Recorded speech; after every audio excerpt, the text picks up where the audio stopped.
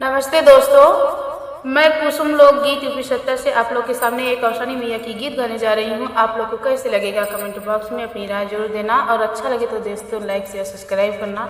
ये औशानी मैया की गीत है, पैर दबाते हुए गीत है। आज आप लोग के सामने गाने जा रहे हैं। मेज मेज गौरव मैया मांगे वार जनम मैया दई के जायु ना, मैया दई के जायु ना, मैया हमरऊ मंगनवा पूरा कई के जायु ना, मैया हमरऊ मंगनवा पूरा कई के जायु ना।